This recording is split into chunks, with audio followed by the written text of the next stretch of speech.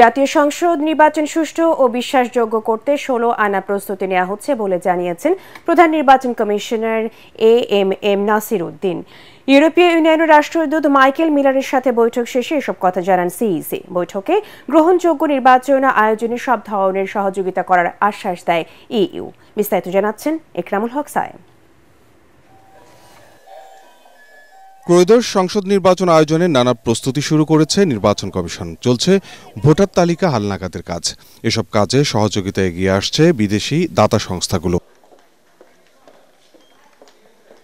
মঙ্গলবার ইউরোপীয় ইউনিয়নের রাষ্ট্রদূত দেখা করেন প্রধান নির্বাচন কমিশনারের সঙ্গে।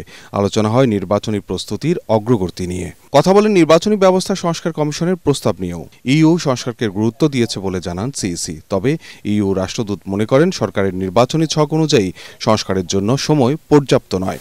ওনারা একটু করতেছে যে টাইমটা একটু কম হয়ে যাচ্ছে মনে করতেছে রিফর্মের জন্য। ওনারা রিফর্মের প্রতি একটু গুরুত্ব দিচ্ছেন যে রিফর্মের জন্য টাইমটা খুব শর্ট হয়ে যাচ্ছে, এটা মনে করছেন। ওনারা they are emphasising the reform process too. ওনারা যেটা বলেছেন যে এই বাংলাদেশের এই অগ্রযাত্রায় ওনারা সাহায্য করতে প্রস্তুত, সব ধরনের সহায়তা ওনারা দিতে প্রস্তুত। ওনারা চান যে এটা ডেমোক্রেটিক ট্রানজিশনটা হোক, এবং হলে এই পথে আমাদের যত রকমের সহায়তা দরকার they have assured us that they will be with us in this process. Perspectives of the next elections in Bangladesh, and I have come with a message of support for the reform ambitions of the interim government. EU রাষ্ট্রদূত Michael Miller আরও জানান, পরবর্তী জাতীয় নির্বাচন আন্তর্জাতিক মানের করতে বাংলাদেশকে সব ধরনের সহযোগিতা করবে সদস্য দেশগুলো।